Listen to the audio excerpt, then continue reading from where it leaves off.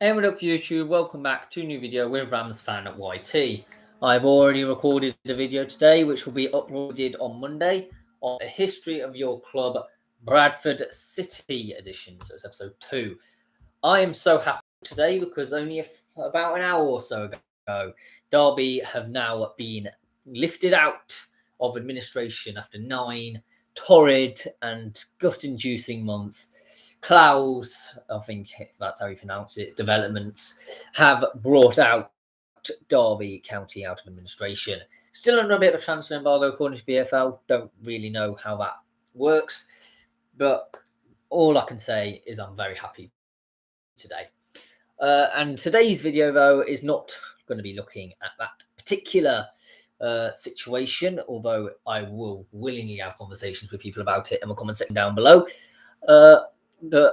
This is normally the most popular video I get every single year, is either this one or the National League one, or the National League North-South predictions. Normally I get this level absolutely hopelessly wrong. I've done quite a lot of research this time, so hopefully that is not the case. Hopefully I'm a bit better this year. And do let me know your predictions down below and whether you think I'm an absolute idiot or not. But please refrain from the hate. So on to we'll do a National League North first, I think.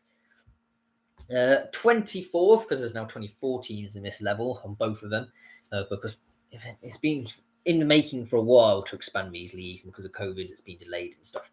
I've got Peterborough Sports at this level. No experience at all at this level. Complete newbies. They don't even have a goalkeeper at this point, and we'll need at least another 2 centre-backs by my reckoning. So I think they'll concede too many goals at the moment by the current trajectory anyhow. And yes, Jimmy Dean has done a good job in the management role by rising sports through the divisions. But I do think this is a slight step too far. It's quite a difficult level, this, in terms of where people to be competing want to get promoted. They do sometimes do well, sometimes not. So yeah, 23rd are gone with Banbury United. It always puzzles me how teams like Banbury can even be at this level. Not like this like divisions, the north, not the south. It just makes no sense in my mind. They've never also been at this level before, but they do have some players who may be able to hold their own. But I do think the overall squad is slightly lacking in quality for this level. But I do know they've been quite competitive over the years. Was it Banbury who recently went on quite a lengthy spell in the FA Cup? I think it was. They did very well. I can't remember if it was last season or the season before. So they have proved that they can compete against other teams at this level, but not quite good enough for me. Andy Wing as well is very inexperienced, and there's a huge gulf from challenging for promotion in one league to trying to stay in a league. So a bit concerned about that. 22nd, I go with AFC Telford United. It took a last day dramatic sort of occasion to ensure them survival last season. And furthermore, they were poor for a large proportion of last season. And they've got extra relegation spaces this season, so I think it's almost inevitable that they are going to be relegated. Paul Carden is decent at keeping teams in this league, don't get me wrong. He does do a good job. But because there are more teams going to be relegated this time round, I just think it's going to be a step too far for the Bucks. 21st, I've gone with Southport. Bit of a wild call, this one. But if we look into the stats, they've only won 1 game since February. And I know they've not been playing for 2 months, but that's still, I think it was about 3 or 4 months. I think 3 months that they only won 1 game in, which is quite a lot of matches, which is very bad form, really. And it had actually had a few batterings. It's including a 6-0 loss against Kidderminster Harriers. I wouldn't say the best team in the league, not the worst, but certainly not the best. And they also lost to relegation candidates Farsley Celtic and only managed to draw against Telford. This is not good enough. So unless serious recruitment is done over the summer, then I think it'll be a relegation battle and ultimately they'll end up being the last team in relegation zone. So just surviving in 20th, we've got Curzon Ashton. They are in an area of the country whereby fans are hard to come by. It's such a small club in comparison to teams like Man City or Man U. And they didn't score enough goals last season. Blatant. You can see that in the stats. And they also conceded too many. They had a minus 12 goal difference last season, which was really quite poor considering the average in the league at that time. And recently they've conceded 4 goals twice. They conceded 4 goals against both Alfreton and Boston. Again, challenging towards playoffs, certainly they were. But again, not massive players in the league that were nailed on promotion, really. And they also conceded 3 goals against Spennymoor, which are a bit of a mid-table team. They are a decent side. These people are decent sides, but they're not amazing sides. So I've put them to survive. Maybe it'll be like a last day affair, bit dicey occasion, but 19th, we're going to have Buxton. I'm glad that we now have Buxton in the channel because they've been promoted to the level which I talk about on this channel. And I have huge respect for them. Absolutely massive. I've looked at their history very recently. I had Jamie Ward at the club, although he's now gone to Ilkeston. And then they sacked their manager the day before the FA Cup against York, but they still managed to progress past them. I think it was York anyhow. Their manager, Jamie Vermiglio, has not only managed to get them promoted, but he actually spent 4 years at Chorley and actually established them as a very competitive National League North side at the time. They also, as I said, proven in the FA Cup last year that they could hold their own against tough opposition. They beat York City, who last season we saw got promoted via the playoffs. So they're even decent teams that they've managed to hold their own against. And they were only narrowly beaten by the League 2 side. I think it's League 2, although maybe League 1. Morecambe 1-0. So they will survive comfortably, I reckon. 18th, Leamington. They've been roughly in this position since being in the league when they first got promoted in 2017-18. They have the same manager and the same squad, so very little will be different this year. Maybe slightly worse than last season, but around about the same spot. 17th, Scarborough Athletic. Last season, they had only 1 defeat in 19 games towards the end of the season. So it is a little surprise that they have been promoted out of arguably the tougher of the 2 leagues at level 7. I don't think that's being disrespectful at all, but I think the Northern Premier League is slightly tougher than the Southern League Central. I know theoretically they're exactly the same, but just in terms of calibre of opposition. And this success has brought more fans back to the Flamingo World Stadium. That is an absolutely amazing name, actually. Is that one of the best names of the stadium I cover in my videos? Let me know. The Wamba Stadium is also quite good, but I think Flamingo World Stadium, right up there. And maybe those who hadn't even been to the club before, or they may be fans of the old club, but they didn't support the Phoenix club, instead supported teams like Middlesbrough or something like that. Jonathan Greening has been a coach for a while as well. They helped out with the youth at York City. And maybe some of the links would help Scarborough get a young and fighting squad. Because I'm sure York City want to offload some of their youngsters to the level below to get a bit of experience. So I think they'll finish clear of relegation zone by quite some margin, actually. 16th, AFC Fylde. This is the first ridiculous call of the video. But I have a feeling that this season will be a bit of a disappointment. There normally is one team which doesn't do well. It may almost be the case of too many players spoil the broth. I sort of stole that from Too Many Cooks, spoil the broth thing, something like that. They have a ridiculously large squad. You can't please everybody, as you say, and there are so many good players that people will be unhappy that they aren't playing. I mean, you look at Manchester United last season, right? You had so many big egos of that squad. There was a massive split in the dressing room. And so despite having players like Ronaldo and Varane and Sancho, which on paper should have won the league, and I actually predicted them to win the league last season, like an idiot, it just doesn't always translate like that. And I think Fylde could be a bit like that. Although I could be completely wrong, they could go and win the league and prove how much of an idiot I actually am. 15th, Alfreton Town. They have been in mid-table for years now, so no difference this season really, as they're the same manager of Billy Heath and the same players. So I think a comfortable 15th place. I think that's pretty reasonable prediction there. 14th, Chester. Well, last season they finished 16th, and this will be a slight progression, but basically the same as last season, really, isn't it? Callum McIntyre is a very inexperienced manager, so it is unlikely that they will progress massively from last season, unless he sort of brings a different dimension to his game, because obviously experienced managers know different tactics and will change according to opposition, but I don't know if he necessarily does. 13th, Blythe Spartans. They have some great players like Michael Liddell and Nathan Boodle. Prior to any COVID season, they finished comfortably in their team, or even getting into the playoffs back in 2018-19. But recently they have been languishing towards the bottom of the table. I think it'll be a compromise between the two ends of the table. So 13th, I think, would be a reasonable end to the season.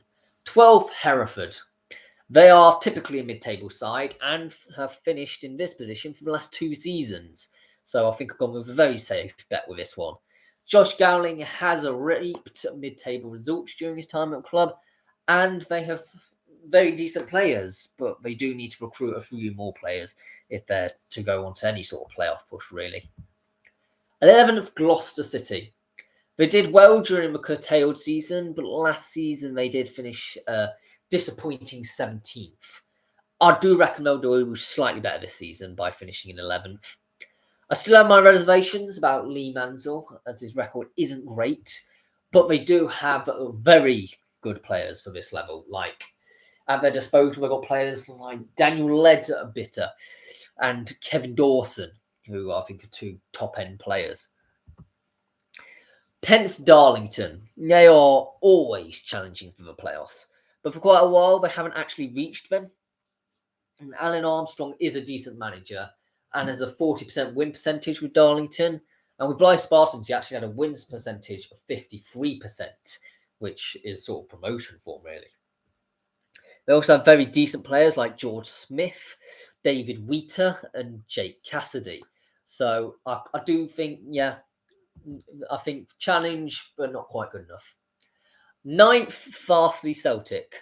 They will score lots of goals with a lethal forward duo of Spencer and Will Longbottom. I can't remember what the first name Spencer is, actually. But they reached 11th in 2020-21. I think last season was a bit of an underachievement. I've put it down to just a poor season, really. I don't think there's any consistency you can find from that sort of form.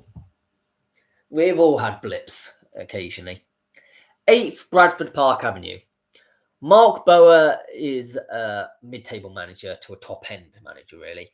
So we'll do a decent job again this season. If we look at the pre-COVID campaigns, because COVID sort of skewed the whole league up and made it quite unpredictable, they were a very successful team, which were challenging for the playoffs. So with fans back, maybe they'll return to them days. But you don't entirely know. 7th one with Chorley. They will reach the playoffs again, which will come as a surprise to absolutely no one. Their squad is top level, but I've only put them 7th this season because how competitive nature this league is this season. Andy Priest has done decently at this level in the past, but he isn't a massively top-end manager like some of the ones that will finish higher up in the table. 6th, Boston United. Basically a straight swap with Chorley, and I'll be honest with you, it could be interchangeable. But Chorley could be 6th and Boston could be 7th. I just decided to go this way for absolutely... there's only a little reason. Paul Cox, really. He reached the playoff positions many a times with different clubs. Eastwood Town, who remembers that club, eh? Mansfield Town, and they actually just missed out with Barrow and Kettering Town. So I think it's almost inevitable that they're going to reach the playoffs. 5th, are going with Kettering Town. Historically, they have been a massive non-league club, and they almost reached the playoffs last season, only missing out by 2 points. Lee Glover hasn't been a manager for a while now, though, which is a slight concern. But he has actually got a lot of experience in a range of different roles, sort of more behind the scenes, which you don't really notice. He was at Derby County, Peterborough United, Doncaster Rovers, and Mansfield Town in various roles, such as chief scout and formation expertise or whatever you call it. I don't really know. Some weird position. I think the youthfulness of the squad will be able to do very well at this level, actually, and could actually maybe a cheeky shout for promotion through the playoffs. It's been a while since they've been at the top level of the non-league game, isn't it? 4th, Kings Lynn Town. Last time out at this level, they had a very decent season to gain promotion at the first time I'm asking. But since then, they have had a very torrid time in the season above, only just surviving the season before last, time relegating last season. So a drop in level may not be so bad, really, as long as it doesn't lead to a free fall, which there's always a danger of. I don't think they will. I think they'll manage to muster enough to get into a playoff finish. And considering the players are certainly at that level, I don't think they've lost that many, and I would say they were quite competitive compared to some of the other relegated teams. The manager, Tommy Widrington, is a decent manager. He did well with Eastbourne and Salisbury. He is also extremely good at recruiting players, so I think there will be inevitably some strengthening during this transfer window, to say the least. I wouldn't be surprised to see if they're trying to push. First time I'm asking, really. 3rd, Brackley Town. Again, another season where they fall short of winning the league. They always seem to do this, and I'm quite sorry for predicting it, but always seems to happen. They're sort of bottlers, aren't they? Maybe that's an unfair judgment, but just nearly people, maybe. It's not that they won't be competitive, it's just they won't have enough to win the league. Kevin Wilkin is a very good manager at this level, which we can see in his success in the FA Trophy and in the league as well. Because Brackley Town won the FA Trophy, didn't they, last season? 2nd, I've gone with Kidderminster Harriers. They have actually got a few internationals in their squad, and it comes as a little surprise to any of those who watched my top 100 non-league clubs. But they were number 1 at my top 100 non-league clubs. And I think they still have that pedigree to attract non-league players. I think if you're a non-league player, you'd be like, yeah, I'd go to Kidderminster Harriers. Historically successful and a very good chance that we're going to get promoted. They have also been pushing at the top end of the table for a while now. They've sort of been in the playoffs or at least competitive towards that. And this is mainly down to manager Russell Penn, who seems to have created a really strong winning mentality in that dressing room. 1st, Spennymoor Town. Okay, this is a bit of a wild call, but they have done some decent recruitment already, I've seen. And if they continue to acquire the likes of Joe Cummings they've already had and the other 3 that have already entered the building, I'm not going to list them off. You can go and find them out. They may have even recruited more since I found that out. They could well challenge for more than the playoffs, because they normally challenge the playoffs, normally about 8th place. But it's good enough having one good manager, but they actually have 2 good managers. If you look at the 2 records of the managers separately, they have had amazing careers. And as they say, great minds think alike. So, and that'll get them to there. So I think it could really do well this season. On to the National League South. This one I know slightly less about. I know the National League North because of the Derbyshire clubs involved, not so much National League South. But I've tried to endeavour my best to research this level. 24th, Cheshunt? I don't know, something like that. They have a range of internationals from obscure countries, but I don't think they are good enough yet for this level, really. They only just managed to squeak into the playoffs last season, so I think they're quite lucky to be at this level at all. However, manager Craig Edwards is known for keeping clubs in their division. He is a survival expert, really. And then they progress to the playoffs the year after. So we'll see. If he does manage to do that, then I might be predicting them for the playoffs next season. But, I don't think they will. 23rd, I've got Dover Athletic.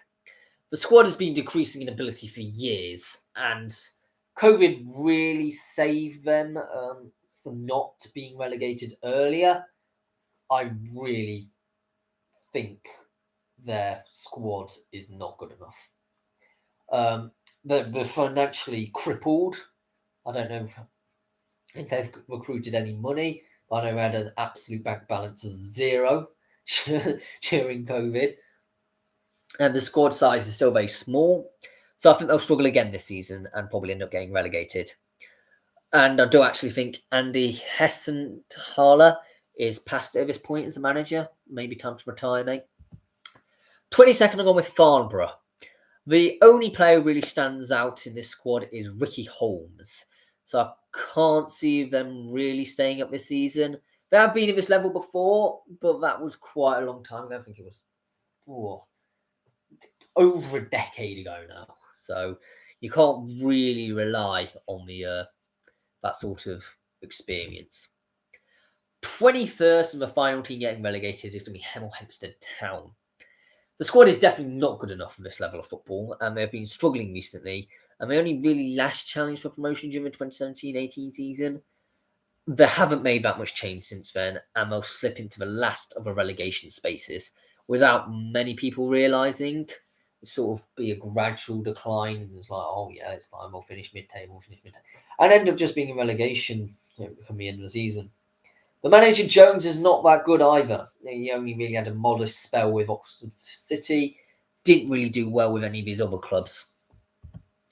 20th gone with Taunton Town. The Welsh contingent at this club are relatively strong. They've got players like Lee Lucas and Lloyd James. Don't know why I've got so many Welsh players, actually. The only concern is a lack of experience at this level for me. But they have been very successful in the level below. Rob Dray has a wealth of experience in the non-league game, so I think he will probably just about manage to keep Taunton out of the relegation zone. 19th, Slough Town. They've been poor over the last few seasons, including a 21st season in 2020-21. Their joint management hasn't been a huge success, I think it's fair to say. And 19th, I mean, it's incredibly reasonable, isn't it? Maybe slightly over predicting them, but I think it's fine. 18th, Bath City. The squad is the same as the last few seasons, and having finished 18th 2 seasons in a row, I think it'll be a hat-trick unless they get some more players in. Furthermore, the manager is the same over all these seasons, so there's no improvement will be made in the tactical side either. 17th, Chelmsford City. They've floated around this area of the table for quite a while now, and Robbie Simpson is not that great of a manager, really. If we look at the last season's record, they've not scored enough goals either for me. If they bring in a competent centre forward, then I think they will definitely finish higher, and we'll find out if they do that by the time I get to the best summer transfers, and maybe if they do bring one in, he could end up on that list. 16th, Concord Rangers. They always finish around this area of the table, and apart from Danny Green, the squad is pretty bad. And I'm not convinced that Chris Search is the right manager for the future, really. He's not been great in the past, has he? 15th, Dulwich Hamlet. They are in danger of being left behind, as the players of the club have an average age of 27. That is extraordinarily high. Like, most squads have an average age of about 25, 26. 27 is a bit over the top. I've got like a few 37 and 35-year-olds, I think there's one of each. And so many of the players are close to the age of retirement, so I think injuries could actually play quite an issue with the club. I've no issue with the manager, but I think it'll be a little disappointing for them just to finish in mid-table. 14th, Braintree Town. They currently have 3 players under contract, but they will strengthen. Recently, they have been on a downward trajectory, though, as they were in the National League only a few seasons ago. I actually remember that. And now they've been struggling towards the bottom of this division. But I see a clean slate for them to start again, and they could strengthen to get into mid-table, so why ever not? 13th, Welling United. If their transfers are anything to go by, then there are encouraging signs. The acquisitions of Adaziz, Rob Howard, Manny Parry, and Teofik Olomowewe, I think is how you pronounce it, I do think the goals, though, is a slight issue, with they've lost their top scorer, Deepo Akinyemi. But I hear good things about Ashley Nzala, but it is a big jump up. I think he was in Tier 8 last season. But the defence has been very heavily invested in, which they needed to prevent anything like the 87 goals they conceded last season. And so bringing in these acquisitions of defenders, I reckon they'll be finished slightly higher. I must admit, I don't know anything about their manager, Warren Feeney, but he did manage to keep Newport County in League 2. But he had quite a bad form there, really. They shouldn't have been anywhere near the relegation zone, and it's kind of his fault that they were. However, Northern Ireland with Linfield, although that's not saying much, they're the most successful team in Northern Ireland, and Bulgaria with Pirin, he had good win percentages. So I do think the mid-table is probably where they'll be. 12th, Chippenham Town. Last season, realistically, was an overachievement. But it was still an achievement. Don't get me wrong. We don't take away from achievements at this channel. But I don't think they'll have the bottle to replicate that again. But I think they'll finish very comfortably in mid-table in 12th, as they have lost a lot of their squad from last season. They're also not going to invest heavily in the squad, and a lot of youth players are needing to be brought in too soon at the moment, although they could invest heavily in the transfer window, of course. 11th, Eastbourne Borough. I think this season they'll not quite make the playoffs, but will be competitive. I think they'll try and make themselves in the picture. I think they'll have a bit of a poor form at some point in the season, a couple of months or so. Prior to COVID, they were near the bottom of the table, near the foot, really, in the playoffs. So I won't be surprised if they finished 11th. Actually did finish 11th in 2016-17. The squad is 50-50, to be honest. They've got some very good players, but they've got some decently average to mediocre players. 10th, I've got Hungerford Town. They do often tend to challenge for the playoffs, but don't quite seem to make them. They also have one of the largest squads in this league, so I think they'll have plenty of options in all of the positions. Danny Robinson is a very successful manager, but I don't think they'll have enough to get into the playoffs. But I think they will show signs of progression, and that's the most important thing. 9th, Oxford City. They overachieved last season because that was actually their highest league finish of all time. They do have some good players like Alfie Potter, but overall not enough to replicate a playoff position for me. Ross Jenkins is also inexperienced, so they are less likely to replicate last season. 8th one was St Albans City. They will score lots of goals with the forward of Jeffers, who actually scored 34 goals last season. Ian Allison actually has a successful CV at this level. He did very well with Boreham Wood and has actually replicated to a certain extent this success at St Albans.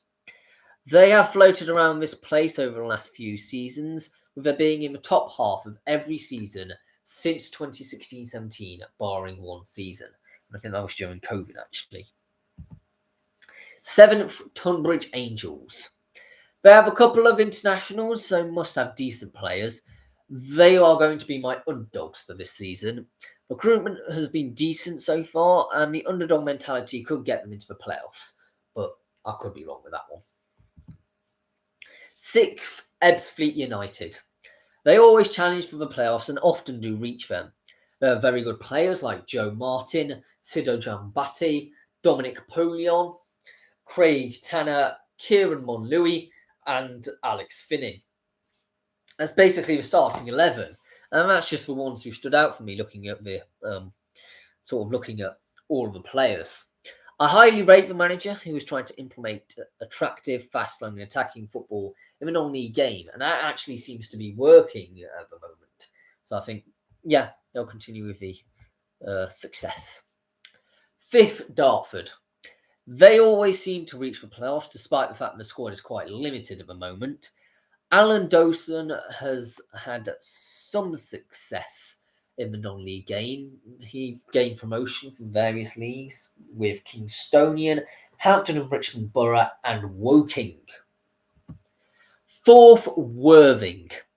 Considering that they were at the top of both COVID-stricken seasons in the Isthmian League, and won it very comfortably last season to gain promotion, I think this form will be infectious and they'll continue to rise, finishing 4th come the end of the season. 3rd, Havant and Waterlooville. With great players like Billy Clifford, James Roberts, Jason Pryor and Daniel Wright, the manager Paul Doswell was actually offered the job at a League One club, but he turned it down to stay with the Hawks. That's according to Portsmouth sources, although they didn't actually say which the club it was. Furthermore, he has 20 years of experience in the non-league game, and alongside Havant's previous success in this division, being a continual challenger for the playoffs, and actually reached 2nd in 2019-20, I reckon 3rd is a decent finish. 2nd, Weymouth. Last time they were in this league, only in 2019-20, mind you, they finished 3rd and got promoted via the playoffs. And I reckon they'll bounce straight back to the National League by winning the playoffs again. They still have a very strong squad, especially for this league, and the manager David Oldfield is also very experienced at this level, having spent a spell with Oxford City and being very successful. 1st, Hampton and Richmond Borough. They finished in the playoffs in several seasons recently of 2020-21, 2017-18 and 2016-17. So why not reach the next stage and win the league? Gary McCann has had success with this club, and it's kind of a bit of a mad one really, but I kind of think they'll win it. Well, thank you very much for watching this video. Please subscribe if you're new around here on Monday. I'm not here, but I've already premiered the video for it to be uploaded, the history of your club of Bradford City. And then I'm going to be doing predictions on Friday of National League, the top level of non-league game. But goodbye for now.